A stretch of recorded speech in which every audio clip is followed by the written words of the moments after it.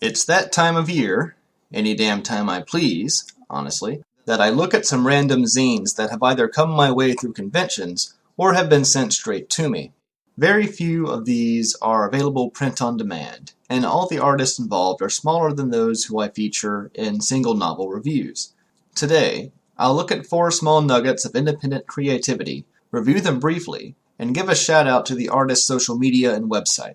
Superhero Kim, Volume 1, by Richard Larios. Kim is the eponymous superheroine who faces down the swath of rapists and pimps who terrorize her area of the United States. The drawing isn't pretty, but the surroundings and the subject matter aren't either. What the story lacks in finesse, it makes up for with a swift execution style and no-holds-barred exposition that leads to impending consequences in a matter of pages. My favorite segment was a 5-person television panel arguing about rape culture and why Superhero Kim should exist in the first place. It quickly set up the themes and the environment that would be explored in the overarching story before the plot quickly progressed to setting up Kim against her first big villain. The studio that produces Superhero Kim is called Sparrow Production, catchphrase, Comics That Hate You, and they will be producing a story called Jesus the Asshole around Christmas. And it's exactly that sort of abrasiveness that made me like this short volume in spite of the spelling errors,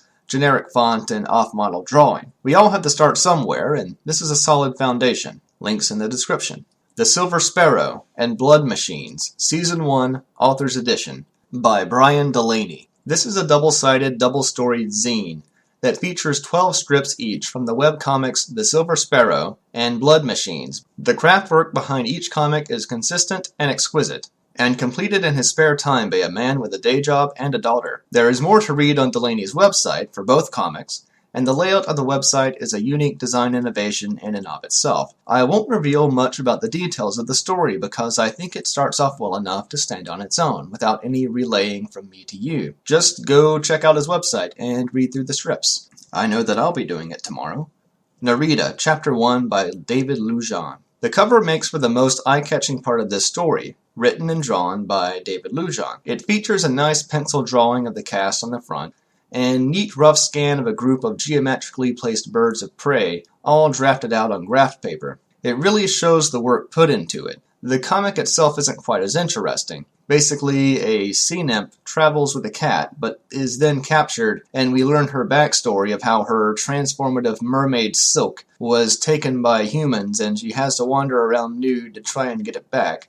She makes a raw deal and ends up even more naked and afraid. It isn't particularly deep at this stage, and I wasn't left clamoring for more. Regardless, you can find the comic and David Lujan below. Tyranny of the Muse, Issue 1, by Eddie Wright and Jesse Balmer.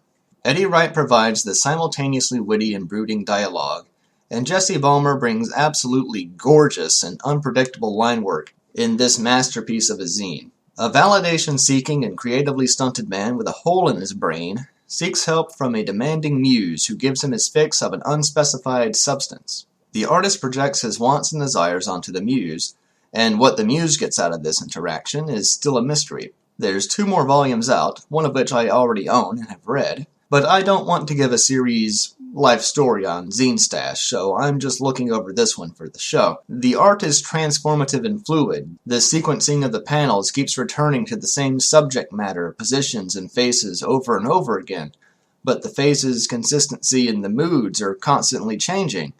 It's absolutely great moment-to-moment transitions like these that make the comic work fantastically as a masterful use of great penmanship and control of tone. As I said at the beginning of the video, you can find the websites and social media of everyone listed here, down below, in the description box.